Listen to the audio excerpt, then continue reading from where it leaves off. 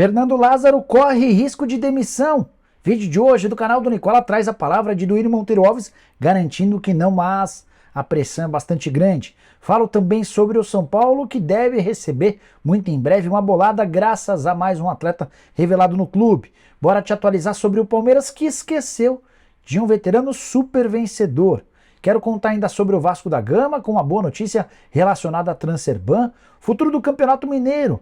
Será que não teremos um gigante na final? Falo também sobre as últimas do mercado, a grande história do Volta Redonda no Campeonato Carioca, tudo o que você precisa saber para começar a semana bem informado.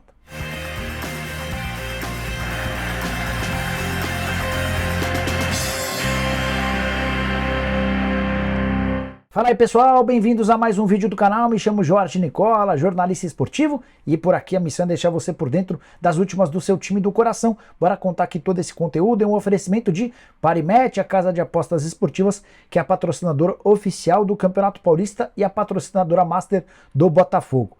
Nessa segunda-feira, 2 jogaços no Paulistão e no Carioca. No Campeonato Paulista tem São Paulo e Água Santa. Vitória do São Paulo paga 1,44, o empate paga 4,40 e a vitória do Água Santa paga 7,50. Você já reparou que o Água Santa tomou só um gol nos últimos 7 jogos? Em compensação, fez só 4 gols nas últimas 5 partidas. É também baseado nisso que eu vou fazer uma aposta abaixo de 1,5 gols, ou seja, imaginando que vai ter no máximo um gol.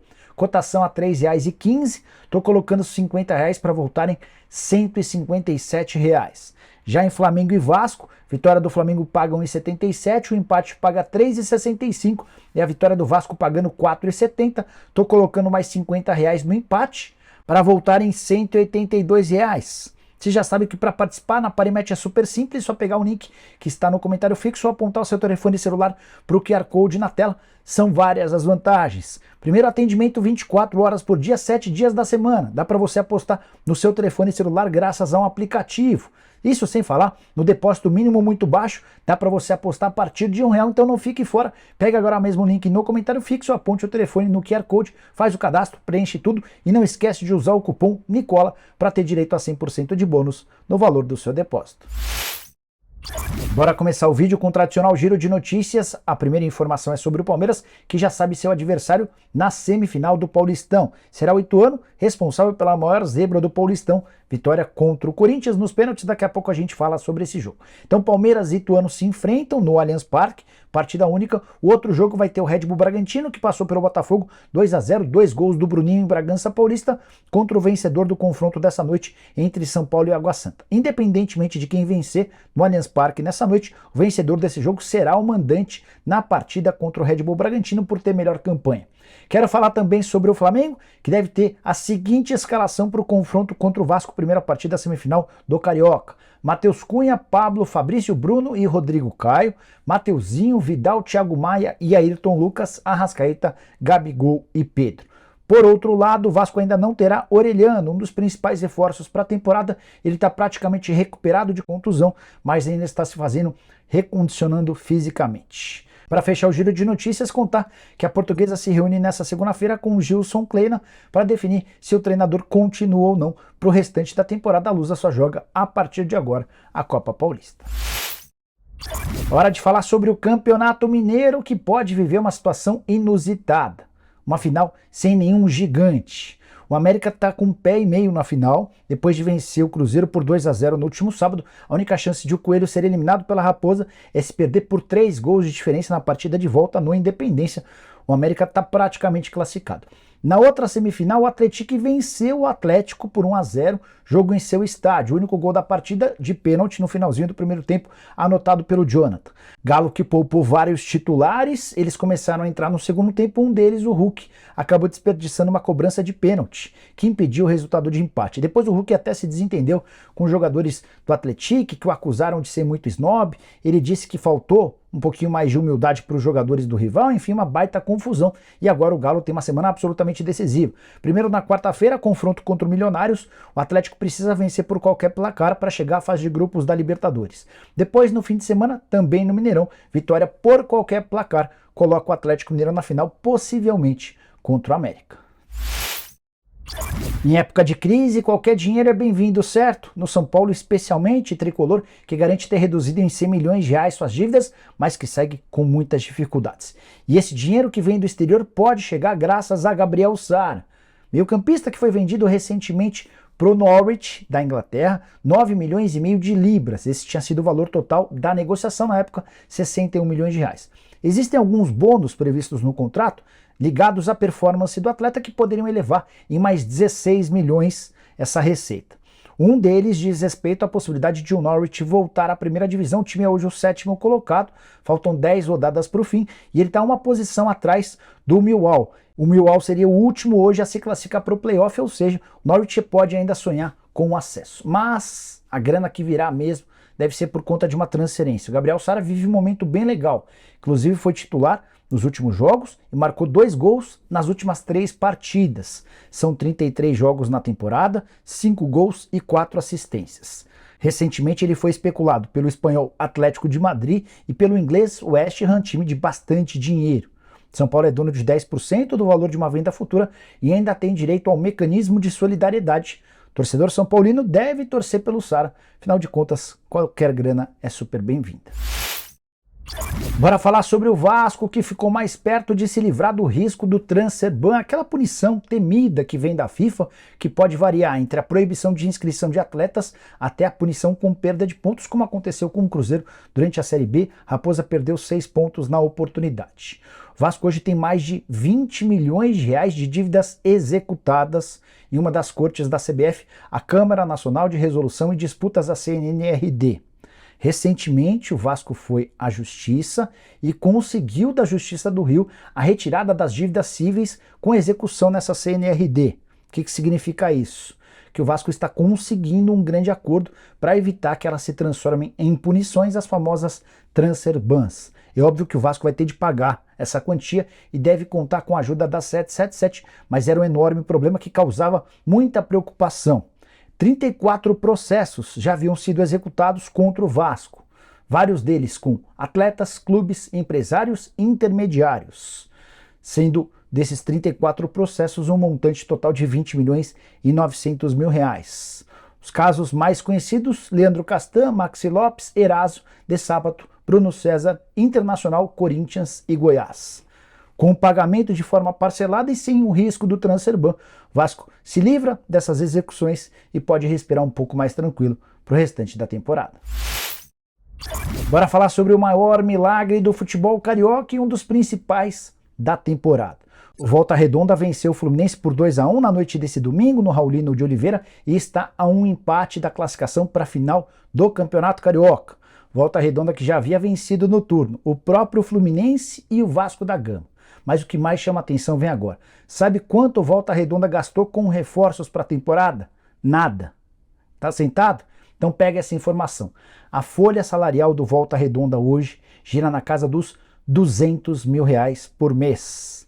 Um time com uma folha ridiculamente baixa foi capaz de vencer o Fluminense 2 vezes, o Vasco da Gama uma vez, perdeu para o Botafogo num jogo em que o Lucas Perry pegou até pensamento. Esse é o Volta Redonda, que já havia desbancado o Botafogo na fase de grupos e agora está a um empate de eliminar o Fluminense. Um detalhe importante: quando o Volta Redonda vencia por 2-0, houve um pênalti, no mínimo discutível, a favor do Volta Redonda, que foi ignorado. Depois, o Nino fez falta num adversário, o árbitro não anotou, e na sequência o Nino diminuiu o placar para 2-1. O Volta Redonda poderia inclusive ter terminado o jogo com um resultado ainda mais folgado. Só a título de comparação, a minha Portuguesa, que escapou na Bacia das Almas do rebaixamento no Paulistão, tinha uma folha de 600 mil reais mensais, 3 vezes superior à do Voltaço, que vem fazendo boas campanhas há bastante tempo. Em 2020 chegou à semifinal nos 2 turnos. Em 2021, semifinalista do turno único do Campeonato Carioca. Em 2022, o único ano que não foi bom, o time foi rebaixado, mas acabou voltando por conta de um campeonato, de um regulamento diferente no Rio de Janeiro que te permite o acesso no mesmo ano em que você cai. Já em 2023, mais uma vez, o time é semifinalista e com chances de chegar à grande decisão. Hora de responder se Fernando Lázaro corre risco de demissão no Corinthians depois de o Timão ser eliminado nas quartas de final do Campeonato Paulista para o Ituano, que na semana passada corria enorme risco de rebaixamento no Paulistão. Corinthians empatou no tempo normal em 1-1 com o Ituano, saiu atrás com um golaço do Raí, chegou ao gol do empate com o Paulinho. No segundo tempo criou várias oportunidades, acabou as desperdiçando. E nos pênaltis, com erros de Fábio Santos, Fagner e Gil, o Timão se despediu do Campeonato Paulista de forma melancólica, com mais de 43 mil pessoas no estádio e para um time de limitações técnicas enormes. Detalhe importante, esse foi o primeiro grande desafio de Fernando Lázaro, escolhido pelo Duílio Monteiro Alves e bancado pelos jogadores para a temporada de 2023. A alegação de que o vestiário tinha um ótimo ambiente, que tudo ia muito bem, mas dentro de campo o resultado foi absolutamente insatisfatório. E a pressão pela demissão de Fernando Lázaro começou no próprio estádio das arquibancadas. O presidente Duílio Monteiro Alves se apressou para dizer que não há chance de demissão. Dá uma olhada na frase, abre aspas. Não existe a menor possibilidade de mudança. O trabalho vem evoluindo.